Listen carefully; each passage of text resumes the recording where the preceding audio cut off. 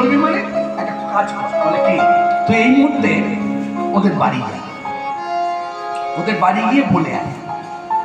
এই শোনো একটা কথা বলি, কিছু মনে নিও না, ওদের বাড়িতে আমার যাওয়ার এতটুকু ইচ্ছা আছে না, ওদের বাড়ি যেতে মনই চাইছে। কেন না না, ওই বিধবা যে মা আছে, বৃদ্ধা মা, ওই মায়ের দোষ দেখবো না, কারণ বৃদ্ধা মা তার কোনো দোষ নেই, কিন্তু ওই যে অল্প বয়সের মেয়েটি বিধবা হয়ে ঘরে এসেছে, ও মা কি মুখরা কি মুখরা, আমাকে দেখলেই প্রশ্ন করে। শোন,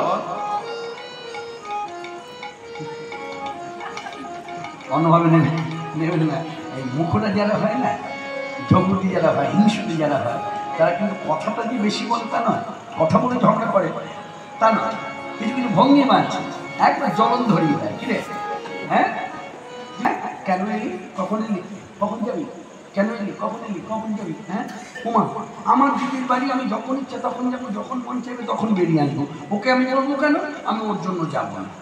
সুবল অমন বললে হয়, একটু যা না, না আমি যাবো না।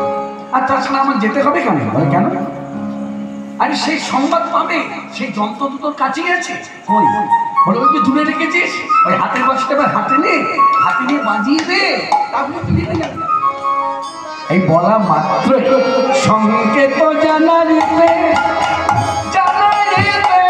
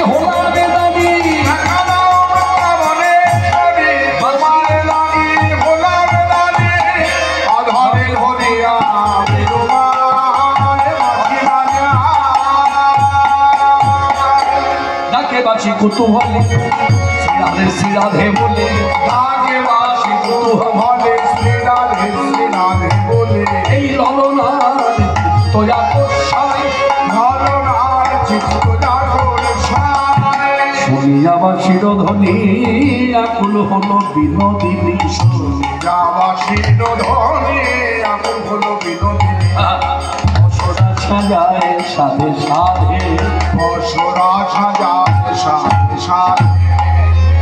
এইখানে একটা শিক্ষামূলক কথা, ভজনীয় শিক্ষা, যেই গোবিন্দ বাঁশি বাজিয়েছেন, বাজিয়েছেন মানে রাধা নাম ধরে ডেকেছে, ডেকেছে মানে যেতে হবে, যাবেনি। এখন গোবিন্দ দর্শনে যাবে, সঙ্গে সঙ্গে বসে গেল পসরা সাজাতে, দই দুধ ছানা মাখন পিঠা পরমান্ন যা নিজের হাতে তৈরি করেছে সব সোপা দিয়ে সাজাতে শুরু। কেন? এটি হচ্ছে ভজনের ধারা। দেখবেন গুরু বাড়িতে সেবক সেবিকা যখন আসে না, শিষ্য শিষ্যা, তারা দেখবেন একটা করে ফল হাতে করে নিয়ে আসে, বলে কেন, বলে গুরু দর্শন করবো, একটু সেবা দেবো না। এই যে শিক্ষার ধারাটা, এটা কিন্তু এসেছে যে রাধা ঠাকুরানী চালান করেছেন ভগবান চৈতন্যদেব। এখন যারা গুরুবৃদ্ধি করে তারা প্রচার করছে যে হ্যাঁ, ভগবত দর্শনে গেলে একটা করে ফল নিয়ে যেতে হয়, যে শুধু দর্শন করবো, একটু সেবা দেবো না, একটু প্রসাদ। তাই রাধারানী কি করেছে, বাঁশি শোনা মাত্র যাবে, যাবেনি, অবশ্যই যোগ করেছে, যাবো না, যত বাধাই আছে কোনো বাধা মানব না, যাবো না, যাবো যখন সেবা দেবো না। তাই পসরা সাজায় সাধে সাধে, তাই পসরা সাজায় সাধে সাধে, গোবিন্দ দাস বলে করি রাধিকের ছলে, গোবিন্দ দাস বলে করি রাধিকের ছলে, আনন্দে চলিল ধনী রাধে, চলিল ধনী রাধে, গোবিন্দ দর্শন করবে বলে, গোবিন্দ দর্শন করবে বলে পসরা সাধে অভিন্ন দর্শনে পড়বে বলে বাসনা সাজায় মন সাধে যদি স্বর্ণ বলিবে বাসনা সাজায় মনে সাধব যদি স্বর্ণ বলিবে বাসনা সাজায় মনে আমার গোবিন্দ দর্শন করবে বলে আনন্দে চলিল ধনী রাধে আনন্দে চলিল ধনী রাধে আনন্দে চলিল ধনী রাধে আনন্দে চলিল ধনী রাধে। হ্যাঁ, বাঁশি বেজেছে, তা বাঁশি বেজেছে বৃন্দাবনে রাধে রাধে বলে। এই বাঁশির গান আজও আমরা যে যত দূরেই থাকি, শুধু জেলা নয়, শুধু রাজ্য নয়, যে যে দেশে থাকি না কেন, সেই দেশের মানুষ হয়ে এখনো যদি বাঁশি শোনার বাসনা করি, বৃন্দাবনে বংশীবটে এসে ভক্তি ভরে একেবারে অন্ধের মতো বিশ্বাস নিয়ে যদি এই বংশীবটে মানে বংশীবটে গাছের কাছে এসে যদি কান খুঁজে দেয়, আজও বাঁশি শোনায়। এবং এটা বেশি দিনের ঘটনা, ফেসবুক যারা ঘাটেন, হ্যাঁ ফেসবুকে দেখবেন, হ্যাঁ প্রায় বোধহয় 1.5-2 মাসের ঘটনা, একেবারে ছবির মতো দেখিয়েছে।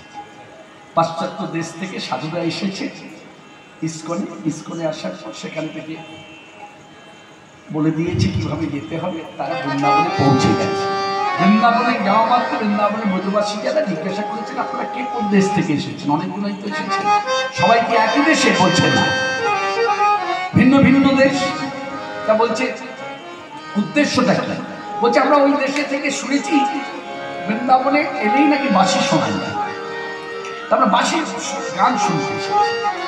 বলছে তাই এই বংশীবটে এসে আপনারা কান পাতেন। প্রত্যেকটা সাধু, বিদেশি সাধু কান পেতেছে, কান পাতার পর যখন বাঁশি শুনেছে প্রত্যেকে হর্ষ প্রকাশ করে। হর্ষ মানে আনন্দ। কীভাবে প্রকাশ করেছে আছে, ফেসবুকে আছে, আমি তো বানিয়ে বলবো না।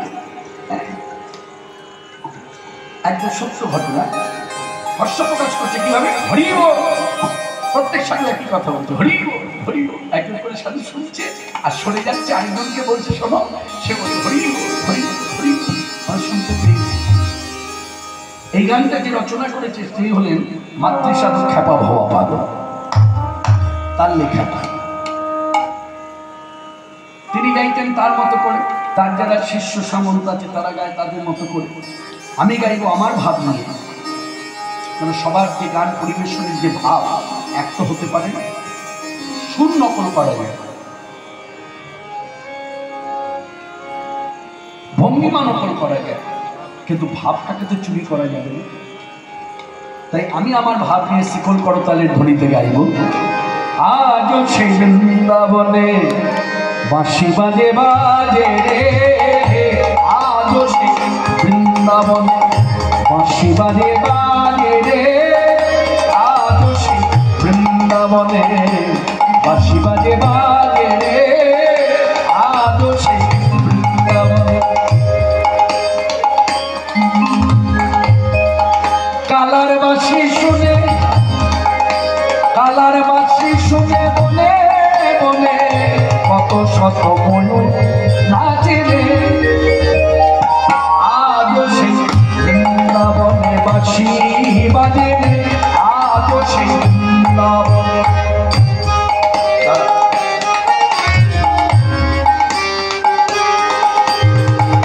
আছে সেই রাধারানী বাঁশি শুনে পাগলিনী, আছে সেই রাধারানী বাঁশি শুনে পাগলিনী, আছে সেই রাধারানী বাঁশি শুনে পাগলিনী, আছে সেই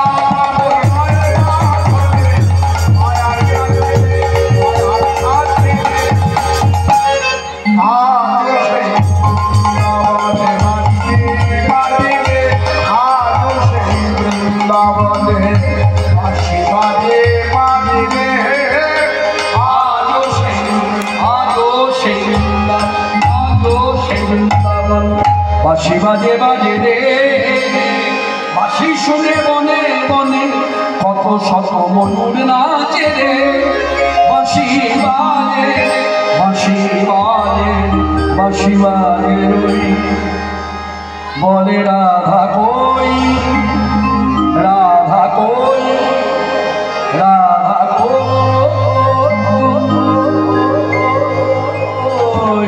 বাজছে সবের বাঁশরি বাজছে সবের বাঁশরি বাঁশি বেজে বাজাচ্ছে মনে বসে বনবিহারী বাজছে সবের বাঁশরি বাজাচ্ছে মনে বসে বনবিহারী বাজছে বাঁশরি বিশ্ব ভানুমালা বলে বাজে বাঁশরি বিশ্ব ভানুমালা বলে বাজে বাঁশরি বাঁশরি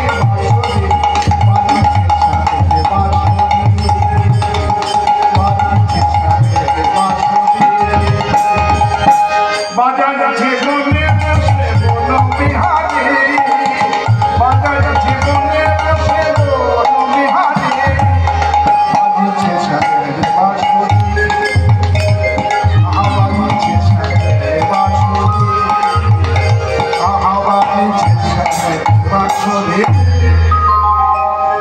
এই বাঁশি যেই বাঁশি বাজলো এই বাঁশি সবাই শুনল সর্বাগ্রে যিনি শুনল তিনি হলেন অতিবৃদ্ধা বড়াইমা এই বড়াইমা বাঁশি শুনে মনে মনে বিচার করলো এই সময় আমি যদি না যাই আমার নাতনিকে গোবিন্দ দর্শন করাবেই বা কি এবার যে আমায় যেতেই হয় হাতে লড়ি নিয়ে যেহেতু অতিবৃদ্ধা হ্যাঁ সাহায্য ছাড়া সব চলতে পারে না এই হাতে লড়ি নিয়ে মাথা দোলাতে দোলাতে আসছে এই যে মাথা দুলছে দোলার পিছনে একটা কারণ আছে কি কারণ হচ্ছে বয়সের ভাই ওদের তো জড় জগতের কথা হয়ে গেল বয়সের ভাই ভাবলাতে দাঁড়িয়ে অনুভব করো কেন মাথা তোলাচ্ছে মাথা তুলিয়ে তুলিয়ে চিন্তা করছে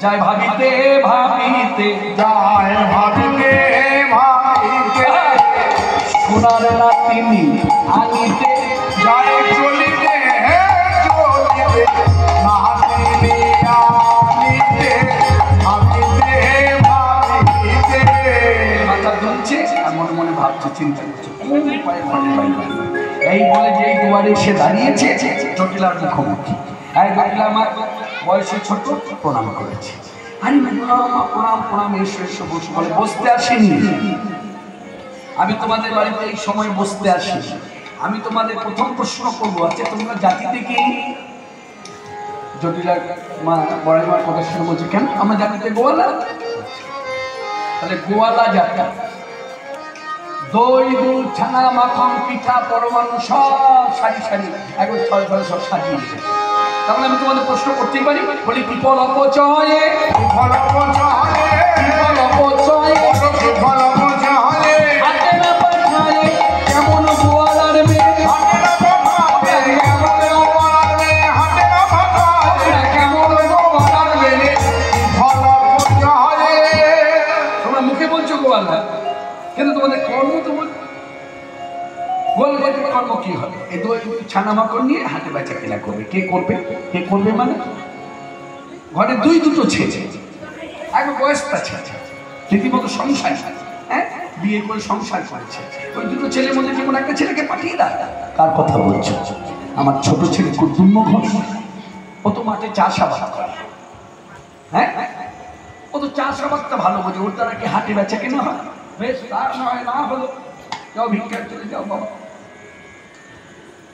আর তুমি গেলেই পাবে হ্যাঁ যাদের দেহের মধ্যে ভিক্ষার ভঙ্গিমা নেই তাদেরকে বলে দিতে হয় গোস্বামীদের ভিক্ষার জন্য বলতে হয় না বৈষ্ণবদের ভিক্ষার জন্য বলতে হয় না কারণ বৈষ্ণব গোস্বামী এরা মানে এত মানে উচ্চস্তরের সাধন ভজন নিয়ে থাকে এদের সবসময় একটা ভাবতে হচ্ছে যা দেব ভগবান ভিক্ষা করিয়ে দেব এই ভিক্ষার যে একটা ভাব এই ভাবটা না এলে ভিক্ষা হ্যাঁ ভিক্ষা বলে দিলে ভিক্ষা পাওয়া যায় না ভিক্ষার ভাবটা থাকতে হবে যাই হোক আজকের এই গ্রামে দাঁড়িয়ে বলি এই আপনাদের যে উৎসব যুদ্ধ বহু বৎসরের উৎসব নয় নয় করে কটা বছর হলো? 12 বছর হয়ে গেল সম্পর্ক। যাই হোক, এ বাড়িতে যেমন মায়ের জন্য আসি, আমাকে আরেকটা বাড়িও ভালোবাসায় আবদ্ধ করেছে। সেই বাড়িটা হলো আমাদের বৈষ্ণব জগতে, যার একটা নাম বললেই সকলে চিনবে, লোচন দাস ঠাকুর পাঠ বাড়ি। তা সেই বাড়িতে একটা সম্পর্ক ছোট্ট মতো হলো হয়েছে, একটা টান আছে। গত বছরে সেই একটা ভালোবাসার সূত্র খুঁজে পাওয়া গেছে। যাই হোক, তা সামনের বছর আমাকে আসতে হবে। এই বছর বোধ হয় দুদিন ছিল আশা কুঞ্জভঙ্গ, সামনের বছর একদিনের জন্য হলো আসতে হবে। আসার আগে কথা হলো, তারিখটা সম্ভবত মনে হয় এই বছর 1432 সালে হবে 2রা জ্যৈষ্ঠ, তাই তো? কি ভুল বলছি নাকি? আপনার পরিবারেরই লোক? হ্যাঁ হ্যাঁ, ওই তো দাদা এসে, হ্যাঁ হ্যাঁ ঠিক বলছি তো? 2রা জ্যৈষ্ঠ একদিনের জন্য হলো আমাকে আসতে হবে। তো যাই হোক, খুব আনন্দ না, ওটা একদিন, একদিন হোক আর দুদিন হোক, দুদিনে যে ভালোবাসা পাবে একদিন তার অধিক ভালোবাসা। কি ভালোবাসা তার খামতে হবে। যাই হোক, সভাপতি সকলে এসেছেন, সকলেই প্রণম্য, কেউ আমার স্নেহভাজন, ভালোবাসা, তা সকলকেই ভক্তিরাজ্যের মর্যাদা দিয়ে আজকের লীলা আমরা যে স্মরণ করছি, এই মুহূর্তে যে কথার মধ্যে আমরা দাঁড়িয়েছিলাম, সেই কথায় ফিরে আসতে গেলে আমাদের এই কথাটা বলতে হবে, হরে কৃষ্ণ কৃষ্ণ কৃষ্ণ হরে হরে, হরে রাম রাম রাম হরে হরে। এটা মহামন্ত্র। এই মন্ত্রটা বলা মানে যাই দোষ হোক না কেন কথার মধ্যে ভক্তিরাজ্যে, যে দোষী হোক না কেন সেই দোষটা আস্তে আস্তে কেটে যায়। এই ভক্তি করে আমরা লীলা স্মরণ করি। তা জটিলার মার কথা শুনে বললেন, তাহলে কি তোমার ছোট ছেলে হবে না? চাষাবাদ ভালো না? আচ্ছা, ও ছেলের দ্বারা হলো না। আচ্ছা, বড় ছেলে? বলে বড় ছেলের দ্বারা তো আরো হবে না। বলে কেন কেন হবে না? বুঝো না, আমার বড় ছেলে ওই কপাল বন্ধ করে মাতৃ সাধনায় রত। হ্যাঁ, ধ্যান ধ্যান স্মরণ মরণ চিন্তা কথন দর্শন, ওই ছেলে যদি হাতে নেয়, বলো কেউ যদি এসে বেচে কেনা করতে কিন্তু কথা হয়, তা কথা 10টা কথা খরচ না করলে তো বেচে কেনা হয় না। তাই এসে হয়তো গ্রাহক জিজ্ঞাসা করলো, কি ঘোষবাবু, হ্যাঁ দই কত করে? জয় মা, জয় মা, জয় মা। হ্যাঁ বল, এই বেচে কেনা হয়?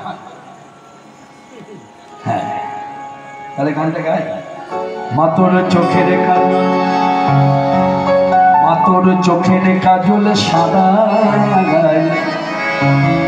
মাখিরে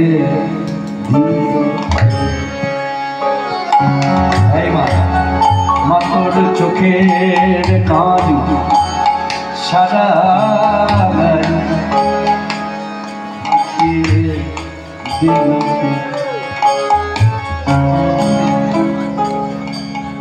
ও আমি দেখেছি, তুই ভেবেছেন যাচ্ছি।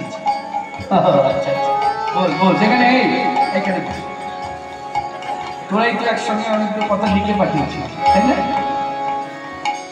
কাগজটা কর, কাগজটা দে। এটা আমার খুব গর্ব, যেখানে যাই না কেন এইরকম চিরকুট আমায় লিখে পাঠায়। এই ধারাটা ছিল আধুনিক গান। যখন স্বর্গীয় মান্না দে, স্বর্গীয় হেমন্ত মুখোপাধ্যায়, স্বর্গীয় মানবেন্দ্র মুখোপাধ্যায় জেলায় জেলায় আসতো গান করতে, তখন একটু চিরকুট লিখে পাঠানো হতো। এই গানটা কিন্তু অবশ্যই গাইবেন, শোনাবেন। কীর্তনে একমাত্র আমি সেই ব্যক্তি যার কাছে এই কথাগুলো আসে। এই দেখুন কতটুকু ছেলে, জানি না এই গানগুলোর মধ্যে কতটুকু ভক্তি লেগেছে, কীভাবে লিখেছে, কত ভাষা দিয়ে লিখেছে, আমাকে খুব সম্মান করে লিখেছে। যারা লিখেছে তাদের নামটা বলি। আমার স্নেহের অর্ণব আছে, স্নেহের দিব্যেন্দু আছে, আরও তার সঙ্গে অনেকে আছে, সবার নাম দেয়নি। লিখেছে আপনার কাছে আমরা এই গানগুলো শুনতে চাই, যদি আপনি 3টি গান দয়া করে গান। না দয়া কেন, আমার গলা আছে তাই তো শুনতে চাস, গলাটা যদি ভগবান না দিত গানকে আর কেউ বলতো যে গানটা শুনবো। যাই হোক, সবই তারই দেওয়া, তাই অপব্যবহার করবো না, ওদের অমর্যাদা করবো না। আমার ভুলিতে বলো না কৃষ্ণ নাম, তো সুন্দর গান ওরা বেঁচেছে। এটা ঠাকুর হরিদাস জীবনী কথায় ঠাকুর হরিদাসের জীবনী কথায় গানটি আমি গাই, আমায় ভুলিতে বলো না কৃষ্ণলাই। আরেকটা গান লিখেছে সাজো মোহন তুমি সাজো, মানে রাধারানী যখন গোবিন্দকে সাজাচ্ছে তখন রাধারানী ভেতরের অনুভব যে আমি তোমায় কি সাজাবো বলবো, তোমাকে কি আমি সাজাতে পারি? হ্যাঁ, কত উচ্চস্তরের ভক্তি। বলছে তুমি তোমার সাজ নিজেই সেজে নাও। তাই গানটি হলো সাজো মোহন তুমি সাজো। আরেকটি গান লিখেছে মাতর চোখের কাজ, আর এই গানটার সময় ওদেরকে আমি লিখেছি। আমি তো তখনও পুরোটা পড়িনি, দেখলি তোরা অন্তর থেকে লিখেছিস, আর সেই অন্তরের কথাটা আমাকে এখানে টাচ করেছে, আর আমিও হাত দিয়ে দেখলাম কিরকম মিলে গেল, দেখলে না? সুন্দর। মাতর চোখের কাজল সাদা গায়ে মাখিয়ে দিল, মাতর চোখের কাজল সাদা গায়ে মাখিয়ে দিল, সাজিয়ে দিল শ্মশান চিতা, সাজিয়ে দিল শ্মশান চিতা, ভস্য দিল কে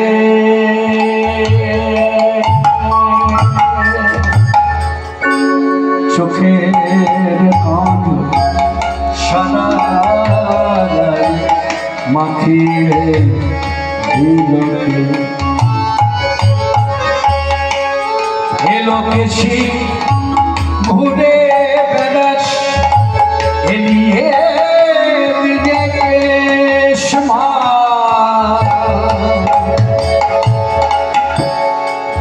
এলো কেশি ঘুরে বেড়াস এলিয়ে নিজেকে, দেখি গেলে মনে মায়ের আমার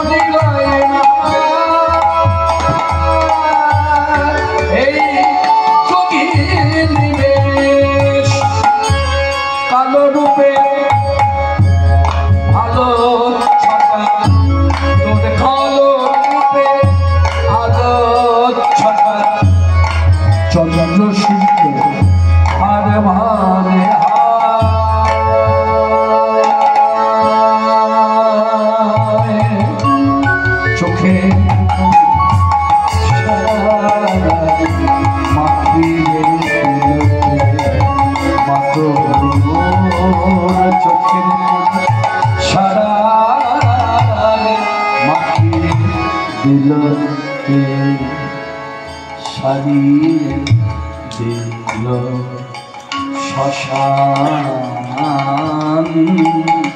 চিতা,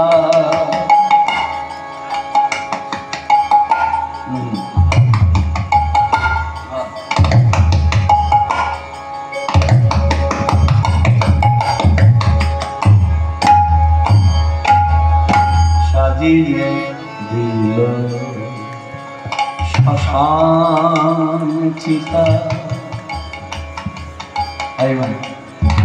ভস্য দিল কে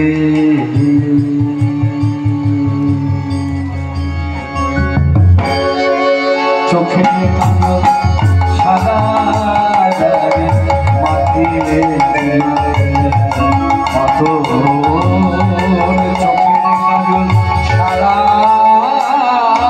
রে মাখিয়ে দিল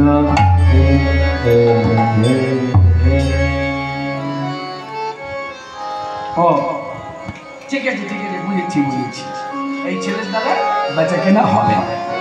আচ্ছা আচ্ছা আচ্ছা, তোমার ঘরে কি মেয়েটি আছে যার নাম কুটিলা, ওকে দাও, ওকে নিয়ে যাই বেচা কেনা করতে। শোনো মা, কিছু মনে নেই, আমারই পেটের মেয়ে, বলতে লজ্জা হয়, আবার বলতে কোনো দ্বিধাও না।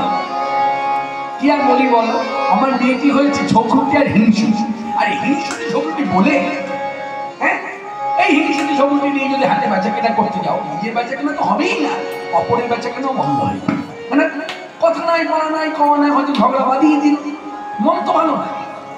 ও তাহলে তাহলে কি দাঁড়ালো, দুই ছেলের দ্বারা হলো না, মেয়ের দ্বারা হলো না, আর তোমার তো বয়স হয়েছে, তোমার দ্বারাও হবে না, এটা বলাটাও বৃথা। তাহলে রইল কে? ও আচ্ছা আচ্ছা, তোমার ঘরে তো বৌমা আছে যার নাম রাধা, সম্পর্কে আমার নাতনি, তাহলে ওকে দাও। নাতনিদের সঙ্গে করি যাব মথুরায়, সবে কিছু বিকাল গাইয়া কথা, মনে জানে আর আমি জানি, আর জানে না মনে যাবি, জানাতেই পথের অনুগামী, আর জানে আমার অন্তরে জানে, জানাতেই পথের অনুগামী। মনে জানে আর আমি জানি, সব কিছু বিদায় তো যাই আতা খায়। এই যে কথাগুলো বলা হলো আখরের মধ্য দিয়ে, কেন বলা হলো? ওই যে পড়াইমা বলেছে না যে সব কিছু বিকাই, এখানে ভাবরাজ্যে দাঁড়িয়ে ভক্ত যারা, অনুগত দাস দাসী যারা, যারা ভক্তিরসে ডুবে গেছে, তারা ভাবছেন সব কিছু মানে দই দুধ ছানা মাখন পিঠা পরমান্ন, এর সঙ্গে কি রাধারানীকেও বিকিয়ে দেবে নাকি? গোবিন্দ পাদ পদ্মে বড়িমার উদ্দেশ্যটা কি? তাই বড়িমা বলছে মন জানে আর আমি জানি, আর জানে না আমার অন্তর্যামী কি হতে চলে যাচ্ছে এই মুহূর্তে, কেন যে আমি এখানে এসেছি, কেন যে ঘরের বাইরে নিয়ে যাবো। আর কারা জানে? যারা হয়েছে পথের অনুগামী, অর্থাৎ এই পথের অনুগামী যারা, তারাই একমাত্র ধরতে পেরেছে বড়মার উদ্দেশ্য।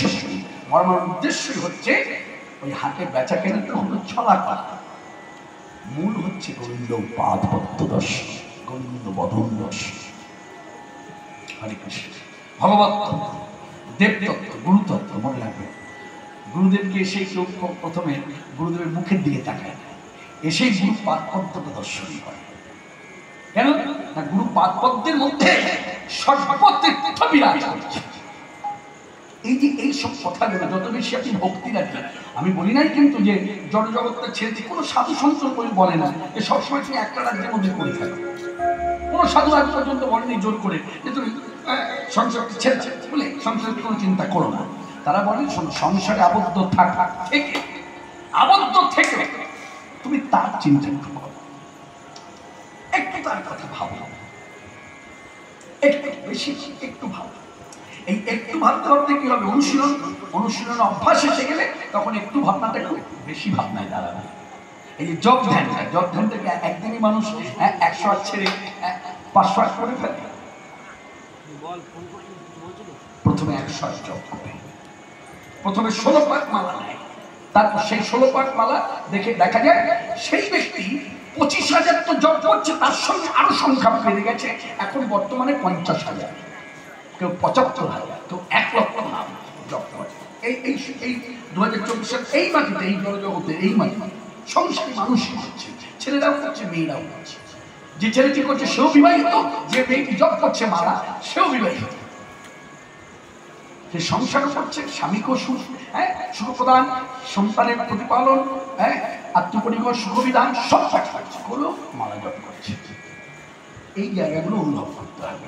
কখনো বলে না যে সবসময় তুমি তার চিন্তায় মগ্ন থাকো, তার চিন্তাটা করো, অভ্যাসটা ছেড়ে দিও না, অনুশীলনের মধ্যে থাকো।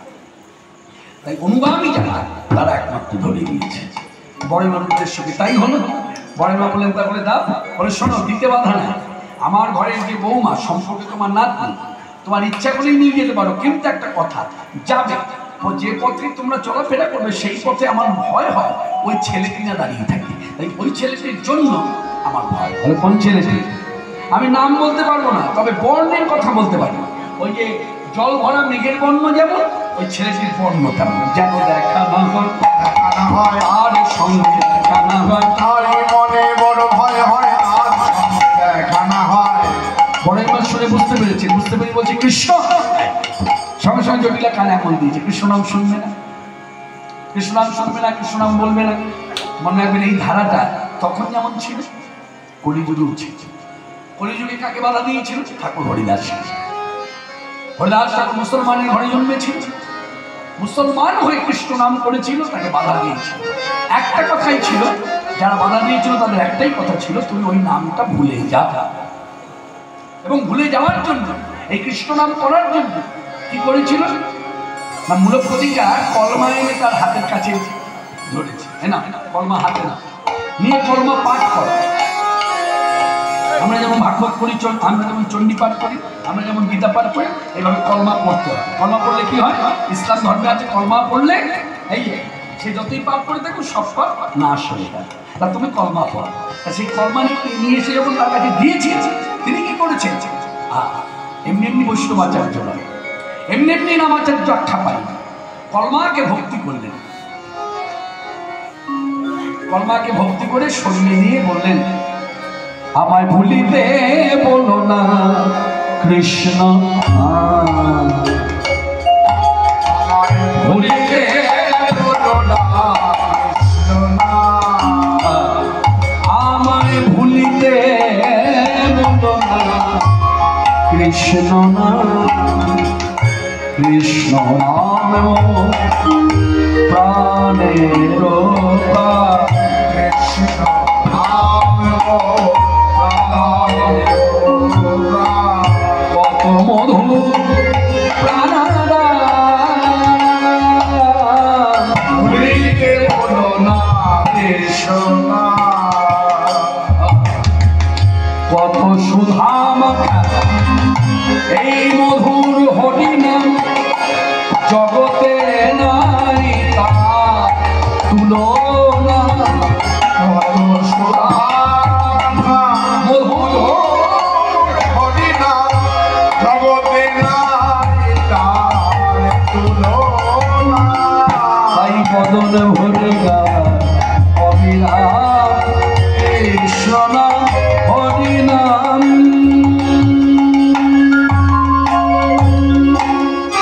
ভোলা কি গজায়, ভোলা বড়দায়, ভোলা কি গজায়, ভোলা বড়দায়, ভুলেও ভুলিতে পারি না, পারি না, পারি না,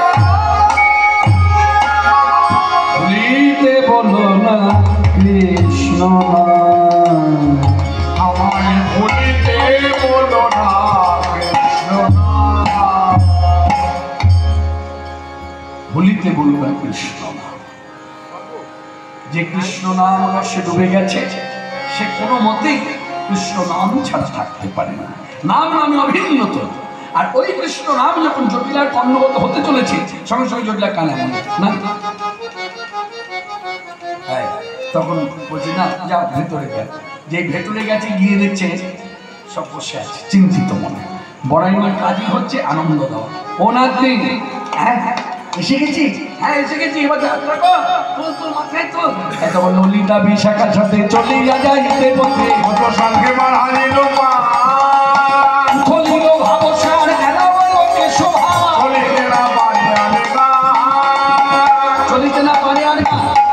গা মানে আমরা চলতি কথায় কি বলি, গাটা মেজে না, এ গা সে গা না, শরীরের কথা বলছি। চলিতে না পারে আর গা মানে এক গ্রাম ছেড়ে আরেক গ্রামে পা রাখতে পারছে না, তার আগেই ধরে ধরে পড়ে যাচ্ছে। হ্যাঁ, এই হচ্ছে কিঞ্চিত ভাব। ঢলে পড়ে গো, ঢলে পড়ে গো, প্রিয় সহচরী অঙ্গে অঙ্গ ভাড়া ধরতে না রে, প্রিয় সহচরী অঙ্গ ভাড়া ধরতে, বলে প্রিয় সহচরীর সঙ্গে ঢলে ঢলে পড়ে গো, চলিতে না পারে আর গা, হিয়ায় প্রবাল মাল, হে মেঘাটি শোভে ভাব, হিন্দে রাখে করিছে ছল ছল নয়ন যুগল ধরে অবিরাম, দেখবে বলে হিয়ায় প্রবাল মাল, হে মেঘাটি শোভে ভাব। হিয়ামাজি রাধানী, হিয়ামাজি রাধানী তো মানে যেমন সুন্দরী, তার মতো শান্তের শিবানীও জানে না, ইন্দ্রাণীও জানে না, ব্রহ্মার সাবিত্রীও জানে না। ত্রিভুবনে অতুলনীয় অনন্যায়ী অদ্বিতীয়া শ্রীরাধা, কোনো নারী জাতির সঙ্গে তুলনা হয়, যে কোনো দিক থেকে কোনো তুলনাই হয়। রাধানীর সাজের যে অনুভূতি, অনুভূতিতে রাধানী গলার মধ্যে হিয়ায় প্রবাল, হিয়া মানে বুক, বুকের মাঝে প্রবাল মালা, মাল মানে মালা, প্রবাল মানে পলা, তাহলে কথাটা ভেঙে ভেঙে যদি ভাবা যায়, হিয়ায় প্রবালো মাল, হেম কাঠি শোভে মাল। হেম কাঠি যখন বলা হলো তাহলে ভাবনাটা কি এসে যাবে? এই একটা করে প্রবাল, একটা করে সোনার কাঠি, বলছেন না, তা নয়। রাধারানীর দেহের আকৃতি হচ্ছে কাঠির মতো, তা কাঠির মতো আকৃতি, আবার স্বর্ণ কান্তি, স্বর্ণবর্ণ।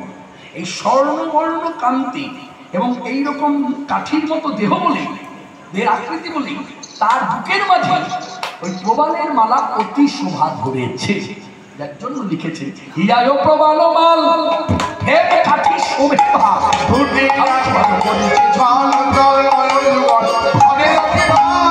কতক্ষণে দেখবে বলে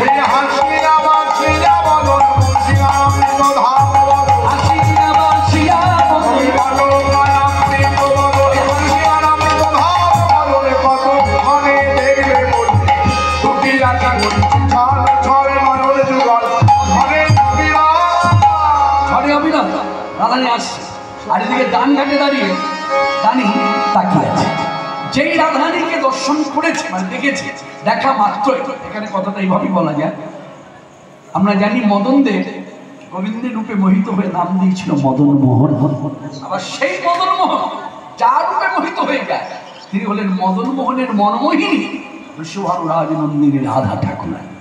যেমন এই উজ্জ্বল দৃষ্টান্ত, যেই পথকরি গোবিন্দময় রাধারানীর দিকে তাকিয়েছে, তাকানো মাত্র ডানির চকর রাখি পিয়াসিত তাহা দেখে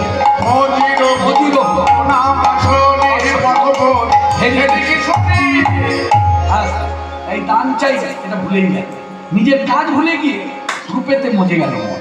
যেই রূপেতে মন মজে গেছে তাকিয়েই আছে, চোখের আর পরখ করছে না। এই সুযোগে কি হয়েছে, রাধারানী এবং সখীগণ এবং মোরাই ডান ঘাট পার করে চলে গেছে। গোবিন্দ যখন নিজেতে ফিরে এসেছে, মানে বাহ্যস্থিতি হারা ছিল গোবিন্দ, হ্যাঁ এই তাকিয়ে আছে। যেই নিজেতে ফিরে এসে চোখের পরখ করেছে, তখন দেখছেন নেই তো পথে, তাহলে কোথায় গেল না, ডান দিকে বাঁ দিকে কোনো বলিনি, কোথায় যাবে? এই যেই পেছন ফিরে তাকিয়ে যে দেখছে ডান ঘাট পার করে চলে যাচ্ছে। যেই ডান ঘাট পার করে চলে গেছে, চতুর্চূড়ামণি শ্রীকৃষ্ণ দানি দানি বসে আর ছুটে গিয়ে রঘ রঘ বলি রে কথা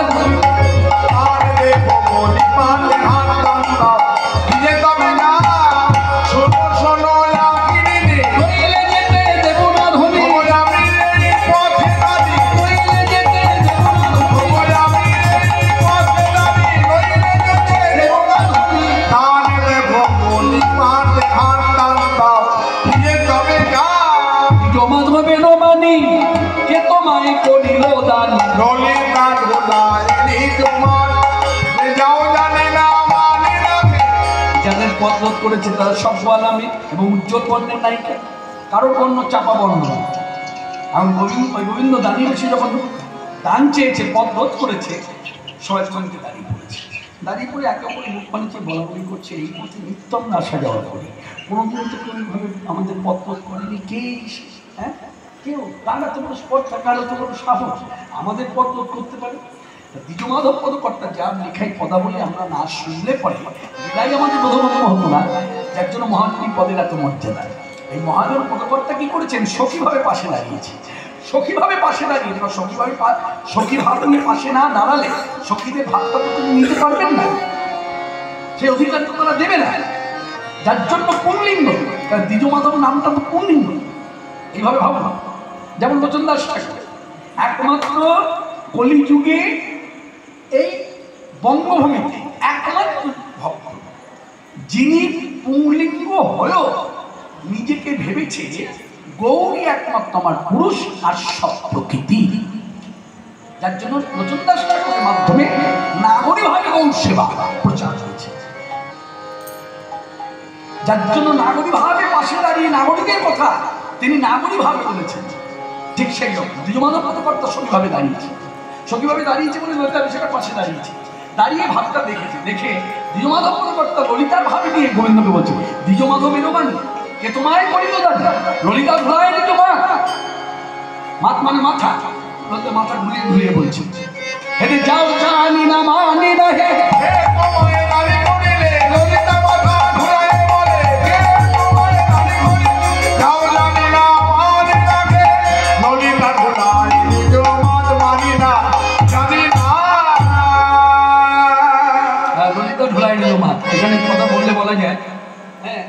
কোনোভাবে নেবেন না। আমরা সংসারী মানুষ যারা বিবাহিত জীবন, কেউ 20 বছর 25 বছর, কেউ 12 বছর, হ্যাঁ, বা কেউ 8 বছর, কেউ বা সবে মাত্র সংসার পেতেছে। একটা কথা, শিক্ষণীয় কথা, এই শিক্ষাটা দিতে হবে, বিশেষ করে ছেলেদের। হ্যাঁ, মনে রাখবেন, স্ত্রীর সঙ্গে সময় স্বামী স্ত্রীর ঝগড়া বাঁধবে, এটা বাধা উচিত। মানে আমি যেরকম ভাব সেই ভাব নিয়ে বলছে বাধা উচিত। এখন বাধাটা বড় কথা নয়, এই বাঁধলে পরে কী হয়, অনেক সময় স্বামী ভয় পেয়ে যায়। হ্যাঁ, কথা বলতে বলতে ঝগড়া করতে করতে ভয় পেয়ে যায়, না জানা কী হয়ে যাবে। হ্যাঁ, স্ত্রী এত রেগে গেছে। না, ভয় পাওয়ার কিছু নাই, স্ত্রী রেগে গেলে ভয় পাওয়ার কিছু নেই। তর্ক করছে, আপনিও তর্ক করুন, সমান তালে তর্ক করুন, কোনো ভয় পাওয়ার কিছু। ভয় তখন পাবেন, বলে কখন পাবো, বলে স্ত্রী যখন দেখবেন মাথার দিকে লক্ষ্য রাখবেন, মাথাটা দুলছে, দুলিয়ে দুলিয়ে মাথা দুলিয়ে দুলিয়ে কথা বলছে কিনা, তারপরে জানবেন বিপদ আছে। এই জায়গাটা একটু লক্ষ্য রাখতে হবে প্রত্যেককে, যারা আমরা ঘর সংসার পেতেছি। যদি মেয়ে মানুষ মাথা তুলে ধরে এইরকম যদি মাথা তোলে, তখন একটু চিন্তা আছে। আর ললিতা যেই মাথা ধুলে ধুলে বলেছে, কিন্তু চিন্তায় পড়ে গেছে, এই রে কি বিপদ, আমি তো বিপদের সম্মুখীন। সুবল তো একবার বললাম না, সুবল দানি অর্থ কি, আমায় কি প্রশ্ন করে, ঠিক তাই হয়েছে, যা ভেবেছে তাই। এই শোনো, তুমি যে তখন থেকে কর চাইছো, তুমি একটা কথা বলতে পারো, দানি অর্থ কি? গোবিন্দ তো চতুর্চূড়ামণি, চোখেতে বুদ্ধি ধরে। মানে বিদ্যুৎ তো সব থেকে বেশি গতিতে চলে, মানে এটা ভাবের কথা, পরীক্ষা নিরীক্ষা করলে হয়তো মিলবে না। এটা ভাব রাজ্যে দাঁড়িয়ে বলা যায়, বিদ্যুৎ যে গতিতে চলে তার থেকে 1 গুণ হলো বেশি গতিতে চলে তার বুদ্ধি, সে হলো প্রাণ কৃষ্ণ। চোখেতে বুদ্ধি করে বলছে, এই শোনো কি বললে, দানি অর্থ আমি জানি, জানো বলো, দাঁড়া কথাটা অনুভব করো, দানি অর্থ আমি জানি, তো তোমরাও জানো। বিধির কি লেখা দেখো, বিধির কি খেলা দেখো। আজকে কি সময়, যে সময়ে দানি অর্থ আমি জানি তোমরাও জানো। আজ আমার সুযোগ এসে গেছে, আমার জানাটা ঠিক না ব্যাঠিক একটু মিলিয়ে নেবো। তোমরা যা জানো বলো, আমি মিলিয়ে নিতে চাই, আমার জানাটা ঠিক না। আমি কিছু বলবো, তোমরা বলবো, আর প্রত্যেকটা কথার মধ্যে আমি শুধু হু হু করে যাবো। মিললেই জানবে হু বলবো, আর যখন চুপ করে থাকবো আর মিলছে আলা ভোলা বল। আমি গোবিন্দ ফাঁক পেতেছে, কিছুই বুঝলো না, সেই ফাঁদের মধ্যে পা দিল, বলে দিল ঠিক আছে তাই হোক। শোনো, দানি অর্থ হলো কংস মহারাজ করতে। আদৌ কেউ জানে না, আদৌ জানে না, কিচ্ছু জানে না, তাহা মিথ্যে কথা বলেছে। বলছে কংস মহারাজ করতে, দুর্গম পথ মধ্যে, এই হু হু বন্ধ করো তো, যেখানে বলার না সেখানে হু হু করছে। ভালো করে শোনো, কংস মহারাজ কর্তৃক দুর্গম পথ মধ্যে দস্যু ভয় নিবারণের জন্য, হ্যাঁ, তারপর একটি ঘাটে ঘাটে প্রহরী নিযুক্ত করে, তাকে কোনো দেশে বলে ঘাটওয়াল বা দানি। আমরা এই অর্থ জানি, এই অর্থ মানি। কৃষ্ণ হাসতে হাসতে বলছে, আমিও তো এই অর্থই জানি। তো তোমরা কোথায় যাচ্ছ, মাথায় অসহানি। এই শোনো, এত বড় স্পর্ধা তোমার, আমরা কোথায় যাবো, কি করবো না করবো, তোমায় করবো কেন, তোমায় করবো দেবো কেন। হ্যাঁ, এই তখন ললিতা বলছে, এই না, কে কার এত সাহস আমাদের প্রশ্ন করে, দেখি তো কে বলতে গিয়ে ধরা পড়ে গেল। একবার জোড়া ভুরুতে ধরা পড়ে গেছে। এই জোড়া ভুরু শুধু জোড়া ভুরু হলে হবে না, জোড়া ভুরু মানুষ বর্তমানেও পাওয়া যায়। 2024 সালে কিছু মেয়েদের মধ্যে দেখা যায় জোড়া ভুরু আছে, ছেলেদের মধ্যে দেখা যায় জোড়া ভুরু। জোড়া ভুরু থাকলেই হবে না, কামের কামান, মানে কাম জয় করেছে, কামা সত্য নয়, কামের নিষ্পত্তি ঘটা যে রূপে, সেই জোড়া ভুরু। মনে রাখবেন, জোড়া ভুরু থাকলে কাম বাড়ে বই কমে না। আর এখানে কামের নিষ্পত্তি ঘটিয়েছেন গোবিন্দ নিজে, ব্রহ্মচার। এই তাকে দেখে ধরে ফেলেছে, দেখ জোড়া ভুরু, এ তো অন্য কেউ না, এ তো গোবিন্দ। কোন গুণে বিধি তোমার আমি করেছে,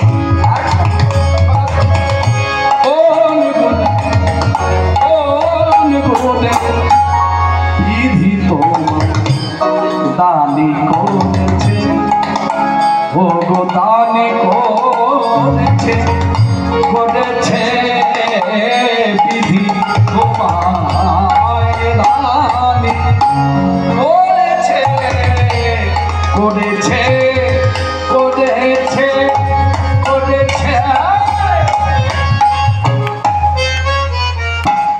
বিধি তোমায়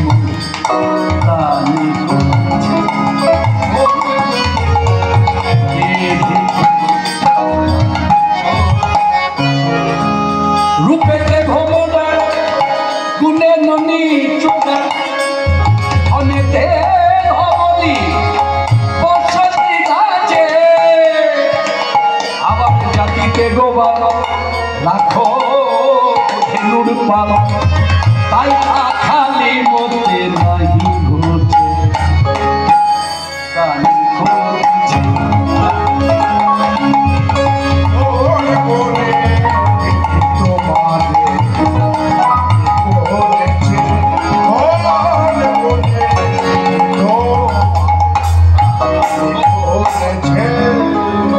যশোদা তোমার মা মুখে নাকি সবিতা নন্দ নিষ্কলঙ্ক নিধি জনমিয়া তাহার বংশে কার্য করো তিনি বংশে এ বুদ্ধি তোমাকে দিল বিধি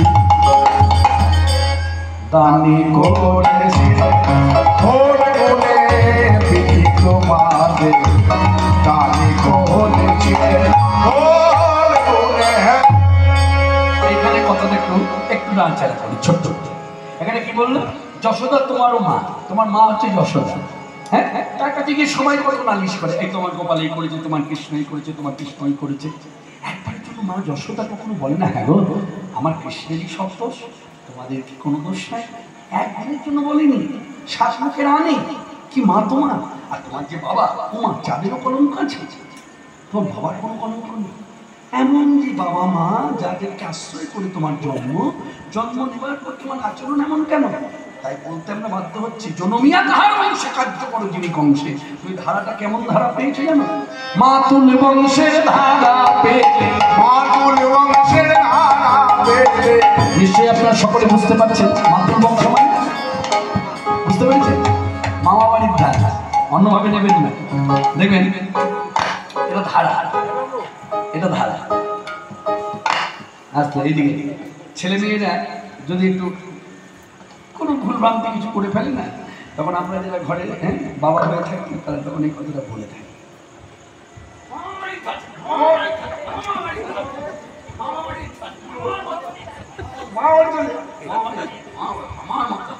মামা বাড়ি কাজ করছে,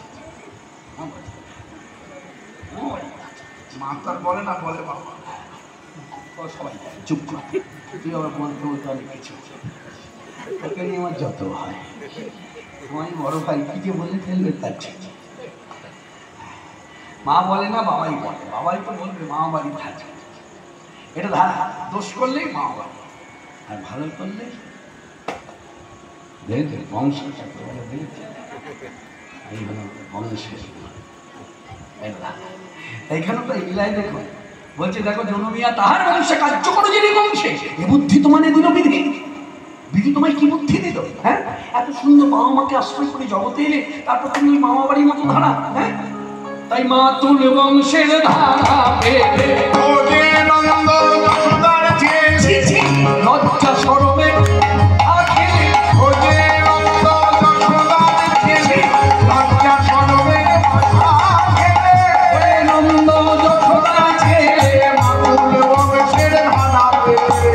চন্দ্রশেখর কয় বাজারে নাহি গো ভয় এদেশে বসতি কিবা কাজ। একই নগরে গদান শোনায় বড় দিল আদো আখি না হিলাজ। চন্দ্রশেখর কয় বাজারে নাহি গো ভয় এদেশে বসতি কিবা কাজ। কত অর্থ হলো? বলে শোনো তোমার কথাবার্তা ভালো না, একবার বিচার করে কথা বলছো না। একই দেশে থাকি মানে বৃন্দাবন তোমারও জন্ম আমাদেরও জন্ম, নিত্য ওঠা বসা নিত্য দেখা। আচ্ছা দেখ পরিচিত মুখ হলে কলহ বাঁধলো ঝগড়া বাঁধলো একটু বুঝে শুনে ঝগড়া তো করতে হবে। হ্যাঁ, তুমি কেমন বলো তোমার সেইগুলো কেউ না। এত কিছু তো বলা হলো কিন্তু গোবিন্দের একটাই কথা, শুনো শুনো শুনো হে বিনোদিনীর যাই বলো তাই বলো কিন্তু তোমার দানে অর্থাৎ তোমরা যে যতভাবে আমার লজ্জা দাও না কেন, উপেক্ষা করো না কেন, তিতিক্ষা করো না কেন, আমি কোনো কথাই শুনবো না। আমার একটাই কথা, দাম দাও দিয়ে তবে যাও। এই হাত পেতে দান চাইছে তখন বলে ফেললেন বল কত দান ধরেছে। গলায় গজমতি হার 1 লক্ষ, 2 লক্ষ সিধার সিধু, 3 লক্ষ এ সমাজ দান আমাকে পিতবাদ, 4 লক্ষ চরণের রূপ কুসুম কবরী ধরি, 5 লক্ষ দানকারী যে হয় তাহে উচিত। মোরা করুণার সেবা কাচলিতে লুকা দেখাইয়া বড় বড় কে জানে কিসের দান কি বলে বলিলে গান,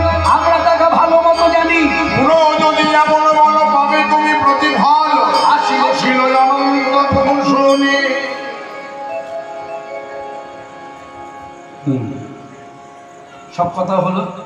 তো শোনো, এই যে তুমি যে আমাদের কাছে ত্রাণ চাইছো না, তুমি নিজের দিকে একবার তাকিয়ে দেখেছো তোমার বর্ণটা কেমন? কালো বর্ণ। তা কালো বলো লজ্জা দিল। অবশ্যই গোবিন্দের উক্তি যে যতভাবে কিছু আমায় লজ্জা দাও না কেন, দান দাও তবে দিয়ে যাও।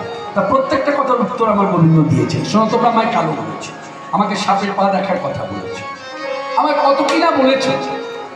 হ্যাঁ, ওকে পাওয়ার জন্য, মানে রাজধানীকে পাওয়ার জন্য দেখিয়ে বলছে, ওকে পাওয়ার জন্য আমাকে কি বলেছো? পর্বতে গিয়ে গৌরীর আরাধনা করতে, মানে দুর্গার আরাধনা করতে। সে কথার উত্তরটা আমি দিয়েছি। গৌরী আরাধনে কাহা চলে যাও, তো তোমার গৌরী, মানে গৌরীর উপাসনা করতে আমি গিরি পর্বতে যাবো কেন? গৌরী তো আমার সম্মুখেই দাঁড়িয়ে। এইখানে হচ্ছে তত্ত্ব। শ্রী গোস্বামীপাদে একটা টিকা আছে, সেই টিকাতে তিনি বলছেন যে রাধার দুর্গা একটি নারীর দুটি চরিত্র। একজন এসেছেন 10 হাতে জগতে, আরেকজন এসেছেন 2 হাতে জগতে। যিনি 10 হাতে এসেছেন সেই নারী মা দুর্গা, তিনি এসে জগৎকে কি শিক্ষা দিচ্ছেন না সন্তান প্রতিপালন কিভাবে করতে হবে, এটা মা দুর্গা শিক্ষা দিচ্ছে নারী। আর ওই যে 2 হাতে এলেন সে হল রাধা। রাধা নিয়ে এসে জগৎকে কি শিক্ষা দিচ্ছে না, রাধা নিয়ে এসে আমাকে আপনাকে শিক্ষা দিচ্ছে স্বামী সেবা কি করে করতে হবে। যার জন্য বলছি ঘটের মধ্যে জল, জলের মধ্যে ঘট। এক ঘটি জল যদি আমি ডোবায় ডুবিয়ে দিই, তাহলে দেখে মনে হবে জলের মধ্যে ঘট, না না মনে হবে না না ঘটের মধ্যে জল। ঠিক তেমনি রাধা দুর্গা। যার জন্য এটা জানি না কে কিভাবে জানেন, আজকে সভাপতি যারা আছেন মনের মধ্যে গেঁথে নিন, শাস্ত্রীয় কথা অশাস্ত্রীয় কথা নয়। এই যে বৈষ্ণবেরা যারা কৃষ্ণমন্ত্র দীক্ষিত সাধু সন্ন্যাসী, তারা এই দুর্গা পূজার সময় একটা দিন কিন্তু প্যান্ডেলে যায়। আমি প্যান্ডেল ভাষাতেই বলছি, দুর্গা মণ্ডপে যায় একটা দিন, সেটা হলো অষ্টমীর দিন। কেন না, অষ্টমীর দিন মা দুর্গা স্বয়ং রাধা ভাবে থাকে, তাই তারা দর্শনে আসেন মা দুর্গাকে দর্শন করতে। তোমারে হৃদয় মনে গাথা হে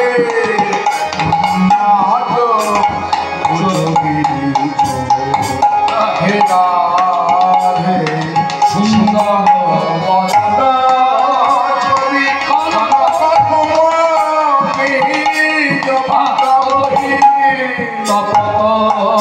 জীবন হে রাধে তোমারে কি বললো এখানে কিন্তু খুব গুচ্ছ তত্ত্ব জড়িয়ে আছে, যে কথাটা আমার মাইকে খুব খোলাভাবে বলা যাবে না। কিন্তু তা বলে যদি কেউ ভেবেও নেয় আমাকে যে কৃষ্ণদা এই গুজ্জ তত্ত্বগুলো জানে না, যার জন্য উনি খুব চতুরতা রেখে কথা বলে। কিন্তু না, সেটাও যদি কেউ এই কলঙ্ক যদি আমায় কেউ মাখিয়ে দেয়, সেই কলঙ্ক মেখে নিতে আমার কোনো বাধা নেই, আমি মাথা নিচু করে মেখে নিতে। কিন্তু কেউ যদি জোরপূর্বক আমাকে জোর প্রেশার ক্রিয়েট করে আপনাকে বলতেই হবে, বলতে পারবো না, পুরো ঘরে নিষেধ আছে। বলে কেন, কি এমন কথা? গুজ্জ তোহারি হৃদয় বেরি বদরি কাস্ত উন্নতম চকিরি যোগ। এই যে কথাগুলো, এই কথাগুলো মনে রাখবেন কি আমরা সবাই বসে আছি, সবাই ভজনশীল নিশ্চয়ই না? তাহলে সবাই যখন ভজনশীল নয়, তো ভজনের কিছু গুচ্ছ তত্ত্ব থাকে। এবার আপনি অনুভব করুন তো, সেই কথাগুলো কি সবার সঙ্গে আলোচনা করা যায়? যার জন্য তো ওইখানে সিদ্ধান্ত আসছে, মহাপ্রভু বহিরাঙ্গ লইয়া করে নাম সংকীর্তন করেছেন। তো বহিরাঙ্গ লইয়া সবাইকে নাম সংকীর্তন করেছেন। আর রস আস্বাদন করেছে কোথায়? লীলা রস আস্বাদন করেছেন গম্ভীরায় বসে প্রিয় পার্শ্বদ বর্গদের সঙ্গে, গুনে গুনে কয়েকজনকে সঙ্গে। সবার কাছে সব কথা বলা যায় না, কারণ বললে কি হবে, ভক্তিরাজ্যে কদর্য হয়ে যাবে। আর কদর্য হয়ে গেলে যে বললো সে অপরাধী, যে শুনলো তাকেও অপরাধের দিকে ঠেলে দেওয়া হবে। যার জন্য আমি কথাগুলো নাড়াচাড়া করবো না, কিন্তু যারা জানেন তারা অনুভব করে নিন। আর যদি না জানেন, যদি জানার ইচ্ছা থাকে, তাহলে একটা পথ দেখিয়ে দিই। আমি ভুল শিক্ষা মানুষকে কখনো দিনই দেবো না, যতদিন কীর্তন জগতে থাকবে কোনোদিন দেবো না। একটা পথ দেখিয়ে দিই। এইসব কথা নিয়ে যদি আপনার খুব জানার আগ্রহ, আপনি গুরু বাড়িতে আসুন, আপনার দীক্ষা গুরুদেবের কাছে বসুন, বসে জিজ্ঞাসা করুন। মানে গুরুমুখে আপনি যদি শোনেন, তাহলে আপনার মাধুর্য সাধন হবে। মানে গুরুমুখে শুনলে আপনার কখনো আনচিন্তা আসবে না। কিন্তু আমি তো চুক্তিবদ্ধ বক্তা, আমি তো আপনারই মতো সংসারী মানুষ। আপনি যেমন সংসার করেন আমিও করি, চুক্তিবদ্ধ হয়েছে বলে হরিকথা বলছি, চুক্তিবদ্ধ যখন নয় তখন হরিকথা বলি না। কিন্তু গুরুদেব সদা সর্বদা ভজন আনন্দে মেতে আছে, যার জন্য গুরুদেব হচ্ছে সর্বত্যাগী। ত্যাগের মুখে যখন আপনি শুনবেন তখন কিন্তু আপনার আনচিন্তা আসবে না। তাই গুরু বাড়িতে এইসব কথা আলোচনা করবে। আমি চুক্তিবদ্ধ বক্তা বলতে পারবো না, যে বলে বলে আমি বলবো না, কারণ আমার গুরুঘরটা একটু অন্যরকম। আমার গুরুদেব হলেন বিষ্ণুপাদ ডক্টর মহানম্ব ব্রহ্মচারী। তিনি পরিষ্কার বলে দিয়েছেন রাধা কৃষ্ণের যে লীলার মধ্যে উচ্চতত্ত্ব তার ভেতরে যাবে না, বাইরে থেকে নাম করো।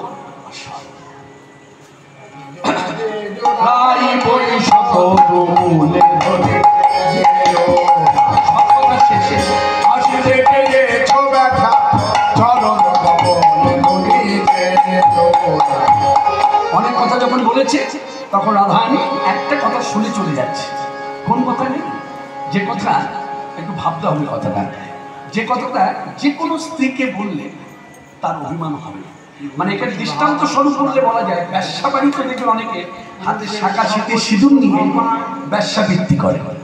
সেই ব্যবসাকেও যদি তার স্বামী নিয়ে কথা বলে তখন তার যে বাবুর দ্বারা তার মানে সংসার চলছে, তার জীবনটা ধারণ করে রেখেছে যে বাবুর দ্বারা, সে বাবুর কাছে সে হাত জোর করে বিনয়ী হয়ে বলে, বাবু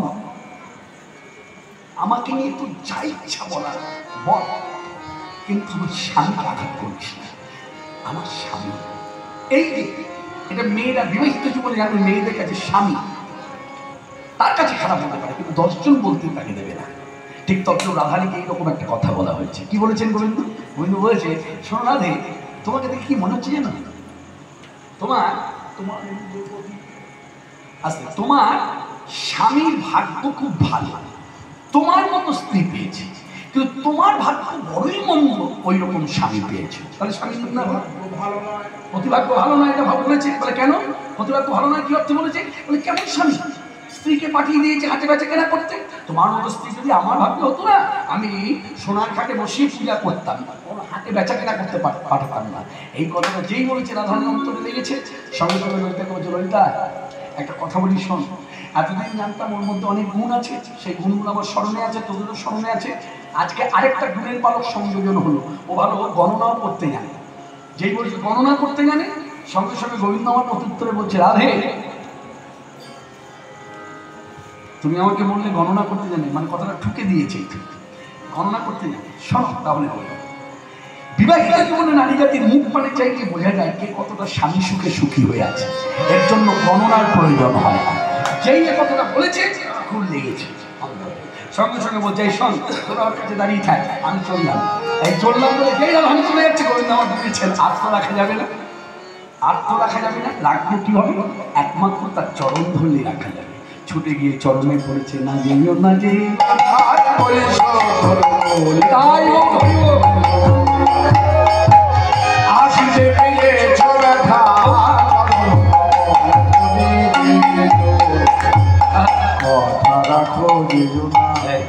কথা শোনো যেও না, তোমার পায়ে ধরে যেও না, পায়ে ধরে যেও না, কথা রাখো যেও না। এই হচ্ছে কোমলতা। এখানে একটা কথা এসে যায়, কথা বলবো, বলি একটু ছোট্ট করে বলে দিই। রাত বেড়েছে, সবাই ঘরে যাবো। মনে রাখবেন, এই যে আমরা পুরুষ বলে যারা অহংকার করি না, আমরা যারা পুরুষ হয়ে জন্মেছি, আমাদের একটা অহংকার আছে, আমরা পুরুষ, তোমরা নারী। প্রত্যেকটি পুরুষকে বিবাহিত জীবনে একটা সময় নারী হতে হয়, তবে সোহাগ সুখকর হয়। সোহাগের সময় কিন্তু প্রত্যেক স্বামীকে স্ত্রীর মতো হতে হয়। যেমন প্রমাণ, এই শুনুন, কথা শুনুন, এই যে ভাবটা, এই ভাবটা কাদের ভাব?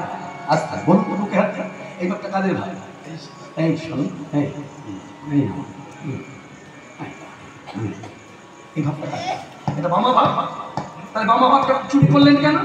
আপনি চুরি করলেন এই অর্থে যে সোহাগটাকে সুখকর করার জন্য। তাহলে প্রকৃত অর্থে কি দাঁড়ালো? আমরা পুরুষ না নারী? তাহলে জড়জগতে যদি আসি, আমরা প্রত্যেকেই না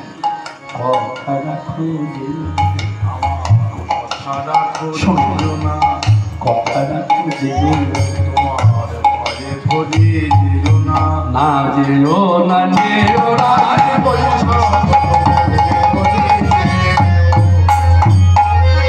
নানা মনে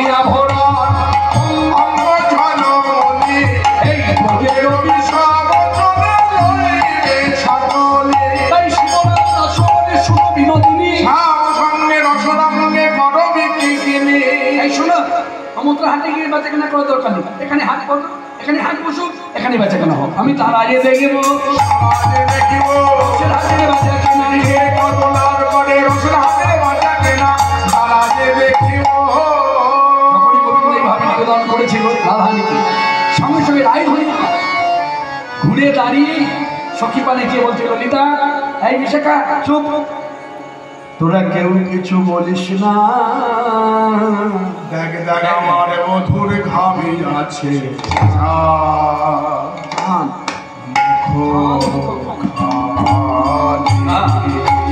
দেবে আমি ওরে যা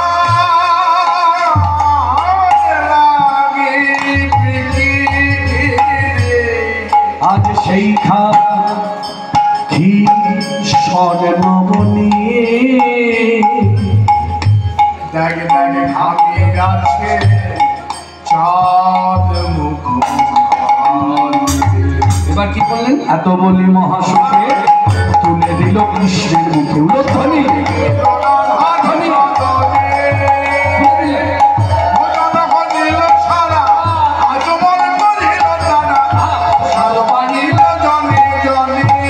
প্রসাদে পেল সর্বজনে, কেউ শ্রবণে কেউ বদনে,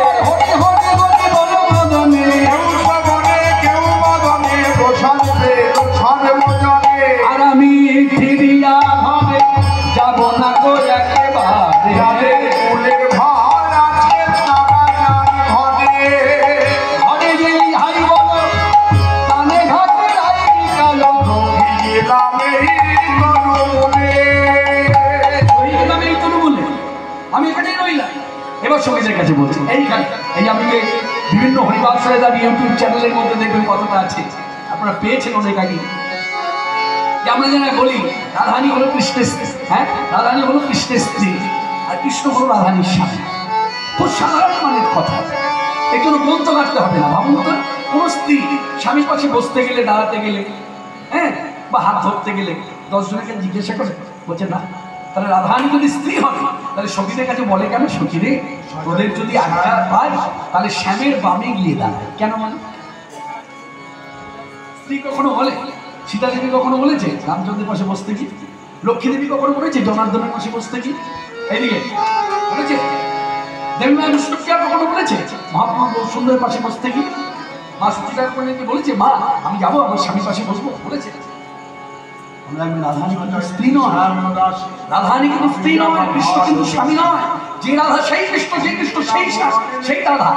রাধারানী একটি মেয়ে নয়, কৃষ্ণ একটি ছেলেও নয়। অনুভব রাখতে হবে, তবে লীলা মাধুর্য কামার থাকে, আস্বাদ না হবে, নইলে কদর্য হয়ে যাবে। এই দেখুন সঙ্গীতে বলছি, সখীরে যদি তোদের আজ্ঞা পাই প্রাণ বধূ মামে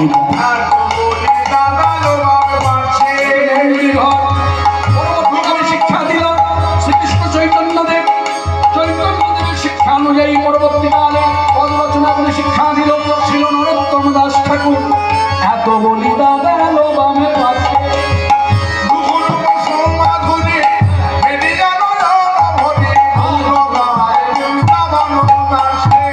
কোন গায়ে দাজে বৃন্দাবনে,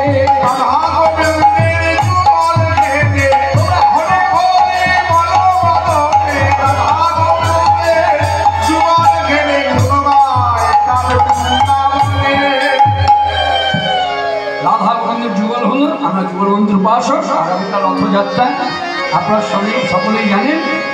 আমরা লীলার সমাপ্তি ঘটাবো এই কথা বলে। সখী ঘোরাঘুরি করছে, রাধাকৃষ্ণ যুগল হয়ে দাঁড়িয়েছে। এই রাধাকৃষ্ণ যুগল মন্ত্র আমরা যারা দীক্ষিত, আমরা সবাই হাতে তালে দিয়ে গাইব শ্যাম রাধা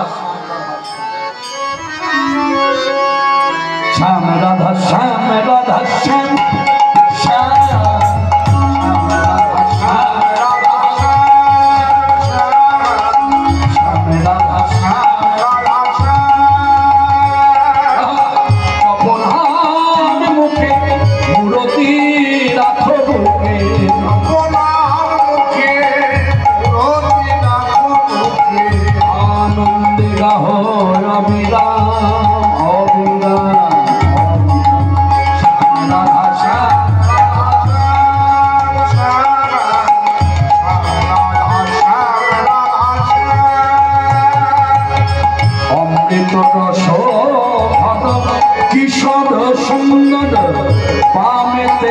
রাধা প্রেমাবেশে ঘর ঘর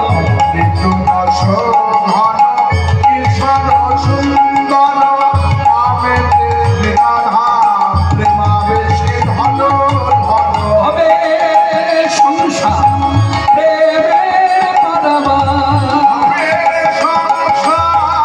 প্রেমের পারাবার গৃহ হবে ব্রজধাম ব্রজধাম ব্রজধাম